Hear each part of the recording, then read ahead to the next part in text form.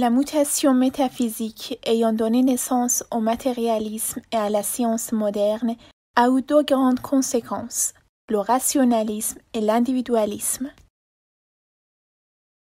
De l'individualisme naissent la liberté, la sensation du moi, le besoin de se distinguer et d'être supérieur aux autres.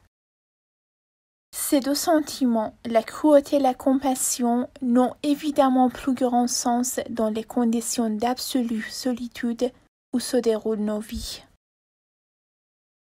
Les hommes qui vieillissent dans la solitude sont beaucoup moins à plaindre que les femmes dans la même situation. Ils boivent du mauvais vin, ils s'endorment et leurs dents puent. Puis, ils s'éveillent et recommencent. Ils meurent assez vite. Dans la solitude, dans le silence, dans la lumière, l'homme se charge d'énergie mentale qu'il dissipe ensuite dans ses rapports avec autrui.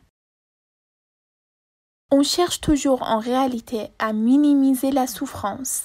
Tant que la souffrance de la confession paraît moins forte, on parle.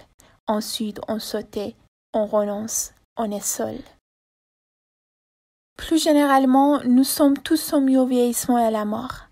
Cette notion de vieillissement et de mort est insupportable à l'individu humain. Dans nos civilisations souveraines et inconditionnées, la notion de vieillissement se développe. Elle emplit progressivement le champ de la conscience et elle ne laisse rien subsister d'autre. Ainsi, peu à peu, s'établit la certitude de la limitation du monde. Les techniques d'apprentissage du changement popularisées par les ateliers New Age se donnent pour objectif de créer des individus indéfiniment mutables, débarrassés de toute rigidité intellectuelle ou émotionnelle. L'individualisme hédoniste pur donne naissance à la loi de la jungle. Mais dans la jungle, les animaux minimisent leurs risques personnels. Chez l'homme occidental moderne, il y a de plus un goût réel pour la violence. La conséquence logique de l'individualisme, c'est le meurtre et le malheur. Accepter l'idéologie du changement continuel, c'est accepter que la vie d'un homme soit strictement réduite à son existence individuelle et que les générations passées et futures n'aient plus aucune importance à ses yeux. Avoir un enfant aujourd'hui n'a plus aucun sens pour un homme. Le cas des femmes est différent, car elles continuent à éprouver le besoin d'avoir un être à aimer, ce qui n'est pas ce qui n'a jamais été le cas des hommes. En système sexuel parfaitement libéral, certains ont une vie érotique variée et excitante, d'autres sont réduits à masturbation et la solitude.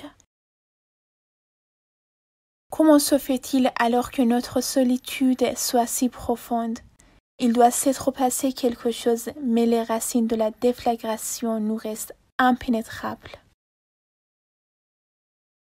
Quelles que soient les qualités de courage, de sang-froid, d'humour qu'on a pu développer tout au long de sa vie, on finit toujours par avoir le corps brisé. Alors on arrête de rire. Au bout du compte, il n'y a plus que la solitude, le froid et le silence. Au bout du compte, il n'y a plus que la mort.